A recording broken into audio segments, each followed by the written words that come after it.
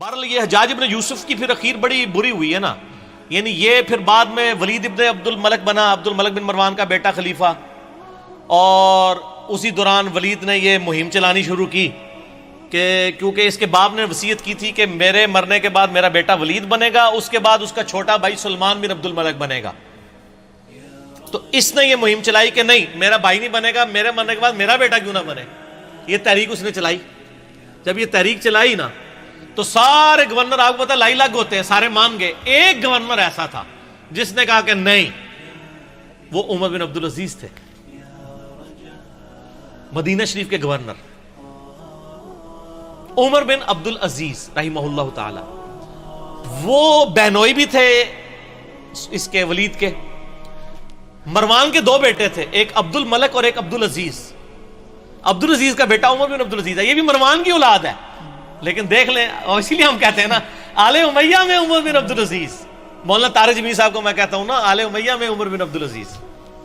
ٹھیک ہے، آپ سمجھ آئی کیوں کہتے ہیں. تو عمر بن عبد العزیز نے مخالفت کر دی. انہوں نے کہا نہ. اب وہ کیا ہوا کہ اس نے پکڑ کے عمر بن عبد العزیز کو قید میں ڈال دیا. چونکہ عمر بن عبد العزیز جو ہے نا وہ بڑے محبوب گورنر تھے اپنے علاقے کے، تو بڑی شورش برپا ہو گئی. اسی دوران ولید بن عبد الملک اچانک مر گیا، تو آٹومیٹیکلی سلمان بن عبد الملک خلیفہ بن گیا، اس کا چھوٹا بھائی.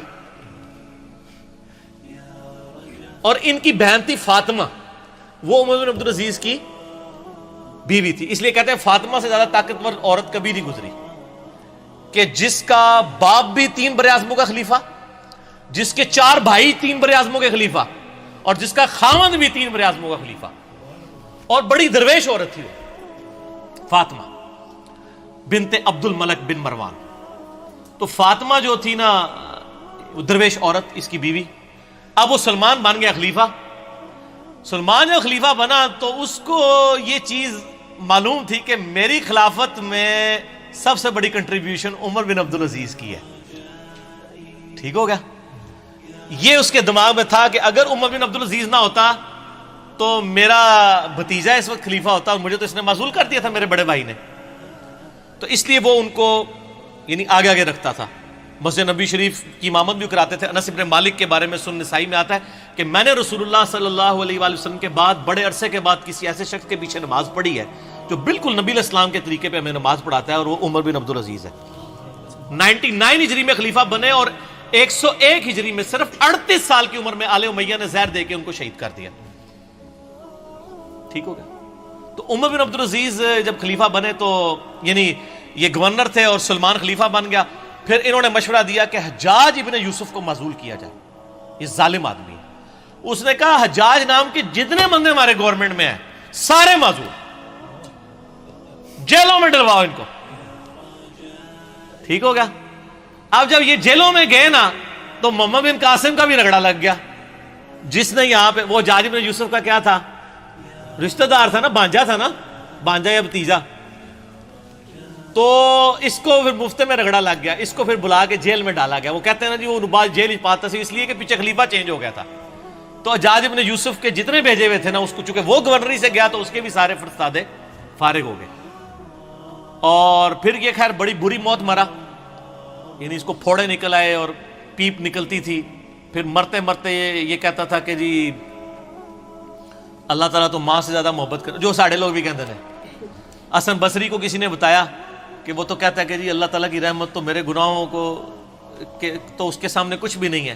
تو حسن بصری نے فرمایا حجاج چاہتا ہے کہ دنیا بھی اپنی مرضی کی گزاری ہے اور آخرت بھی اپنی مرضی کی گزارے. اس طرح تو نہیں ہوتا کہ دونوں جہانی مٹھے باؤ، دونوں جہان تو نہیں مٹھے میں آ سکتے نا، یا دنیا یا آخرت. ٹھیک ہو گیا. تو خیر یہ مارا گیا. پھر سلمان جو ہے نا، اس کی جب موت کا وقت قریب آیا اس کو بھی ایک بیماری لگ گئی. تو اس نے ارادہ کیا کہ اپنے چھوٹے 2 بھائیوں کو خلافت کے لیے نامزد کرے. تو اس کا ایک اسسٹنٹ تھا، رجا اس کا نام تھا، بڑا نیک تھا وہ. اس نے کہا کہ اگر تو میری ماننا تو عمر بن عبد العزیز کو خلیفہ بنا دے. اس نے کہا کہ یہ تو میرے بھائی اس کو مار دیں گے، مانیں گے نہیں. اس نے کہا نہیں، ان کا علاج ہے میرے پاس. دیکھ تو اگر خلیفہ بنا تو اس کی وجہ سے بنا ہے. عمر بن عبدالعزیز حادثاتی طور پہ جو ہے نا وہ خلیفہ بن گئے تھے، ورنہ ان کو کس نے بنانا تھا اتنے نیک آدمی کو؟ ان کا یار اس طرح کر کہ تو نا ایک بند وصیت لکھ کے اس کو سیل کر دے، اور کہہ کہ اس سیل کے اوپر بیعت لو کہ نیکسٹ خلیفہ کون ہے، اور جو بیعت نہیں کرے گا اس کو قتل کر دیا جائے گا، اور تو لکھ دے کہ عمر بن عبدالعزیز تیرے بعد خلیفہ ہے، اور اس کے بعد تو لکھ دے کہ عمر بن عبدالعزیز کے بعد میرا جو بھائی چھوٹا ہے یزید اور ہشام وہ خلیفہ ہے۔ تو ان کو بھی امید لگ جائے گی چلو اسی ساٹھی باری بھی آ جائے گی۔ یہ لکھ کے نا جناب سیل کر دی گئی۔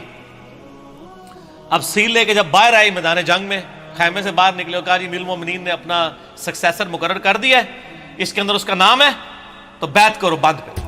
وہ بھائی آگے لالچی، انہوں نے کہا نا کھول کے پڑھ ساڑا نام لکھے کہ نہیں؟ انہوں نے کہا میں کہنا تھوڑا نام لکھے، نام تو لکھے سی لیکن یہ نہیں پتا کہ کہڑے نمبر تے لکھے ہے۔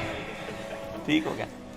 اور دوسری طرف عمر بن عبدالعزیز آگے کہتے ہیں رضا مجھے بتا دے کہیں میرا نام تو نہیں لکھ دیا، ورنہ میں جنگلوں میں چلا جاؤں، میں خلافت کا بار نہیں اٹھا سکتا۔ ٹھیک ہو، یہ آپ اپروچ کا فرق دیکھ لیں۔ تو رجا کہتا ہے میں نے زندگی میں ایک ہی جھوٹ بولا ہے، نہ اس سے پہلے نہ اس کے بعد، وہ یہ تھا کہ میں نے کہا عمر تیرا نام نہیں ہے بیچ میں، کیونکہ مجھے خطرہ تھا کہ یہ چھوڑ دیں گے اور مسلمان ایسے حکمران سے محروم نہ ہو جائیں۔ کہتے ہیں جب وصیت کھولی گئی، جب پڑھ کے سنائی گئی عمر بن عبدالعزیز، تو عمر بن عبدالعزیز جو ہے وہ بے ہوش ہو کے گر پڑے۔ دو بندوں کے سہارے، ایک 35 سال کا نوجوان دو بندوں کے سہارے لا کے ممبر تک لایا گیا پہلا خطاب کرنے کے لیے، اور آل امیہ کے چہرے لٹک گئے۔ لیکن جب پڑھا کہ ان کے مرنے کے بعد وہ بھی بنیں گے تو ان کو امید لگ گئی، ان کا چلو ٹھیک ہے ساڈا یار بہنوئی ہے نا 100 کرو کیڑا باہر دا بندہ ہے۔ ٹھیک ہو گیا، دادا تو ساڈا مروان ایک ہی ہے نا، ٹھیک ہو گیا، پردادا۔ تو یہ پورا معاملہ ہوا۔ عمر بن عبدالعزیز رحمہ اللہ تعالی ورضی اللہ تعالی عنہ وعلیہ السلام یوں خلیفہ بنے۔ پھر سر 2 سال صرف ان کو رہنے دیا ہے، 2.25 سال، جتنی حضرت ابوبکر کی خلافت کا ٹینیور ہے نا اتنا ان کا۔ اور دیکھ لیں اسلام میں 5 خلفاء ابو بکر، عمر، عثمان و علی اور حسن ابن علی کے بعد 6ٹھا خلیفہ ان کو مانا جاتا ہے، بیچ میں کسی کو خلیفہ نہیں مانا جاتا۔ علا منہاج النبوہ 2 سال کے اندر، 2.25 سال کے اندر انہوں نے پچھلے 40 سال میں آل امیہ نے جتنی لوگوں کی جدادیں ہتھیائی تھی نا ان کی اولادوں کو بلا کے واپس کی۔ جو جاگیر فدق تھی وہ بنو ہاشم کے حوالے کر دی، اور ممبروں پہ جو پچھلے 60 سال سے سب و شتم ہو رہا تھا مولا علی پر، لعنت کروائی جاتی تھی، وہ بند کروا کے ان اللہ یأمر بالعدل والاحسان یہ والی آیت خطبے میں داخل کی، اور تبدیلی آ گئی جناب۔ یہ تبدیلی تھی جو آئی۔ اور راوی کہتے ہیں کہ جی عمر بن عبدالعزیز جب خلیفہ بنے نا، اس سے پہلے تک یہ حالت تھی کہ لوگوں کی چوراہے پہ یہ گفتگو ہوتی تھی تیرے کتنے پلاٹ ہیں اور تیرے کتنے بنگلے ہیں اور تیری کتنی بیوی ہیں۔ اور جب عمر بن عبدالعزیز خلیفہ بنے تو چوراہوں پہ یہ گفتگو ہوا کرتی تھی کہ تو نے اس ہفتے کتنے نفلی روزے رکھے اور کتنا قرآن پڑھا۔ کیوں کہ جب عمر بن عبدالعزیز جمعے کی نماز پڑھانے کے لیے آتے تھے تو 10 15 پیوند ان کے کرتے کے اوپر لگے ہوئے ہوتے تھے۔ تو لوگ کہتے تھے کہ یار یہ 3 براعظموں کا حکمران اگر اس حال میں رہ رہا ہے تو سر ہم کیا۔ میں یہی کہتا ہوں کہ آج اگر عمران خان صاحب پرائم منسٹر خود خطبہ دے رہے ہوں شاہ فیصل مسجد کے اندر سادہ سے شلوار قمیض کے اندر، تو شلوار قمیض خود بخود ہی فیشن بن جائے گا۔ ویسے وہ پہنتے شلوار قمیض ہی، مجھے بڑی خوشی ہوئی چائنا میں بھی اس نے شلوار قمیض پہنی ہوئی ہے، تو خود بخود کی فیشن بن جائے گا، اتنی تبدیلی آئے گی۔ اور لوگوں کی یہ گفتگو ہوا کرتی تھی، گفتگو تک چینج ہوگی، حکمران سے کتنا فرق پڑتا ہے۔ خیر پھر یہ ظاہر ایسے حکمران کی طرح ہضم ہوتے ہیں، پھر ان کو زہر دے کے شہید کر دیا گیا، لیکن انہوں نے اتنی تبدیلی کر دی تھی، اسی لیے ان کو اسلام کا پہلا مجدد کہا جاتا ہے۔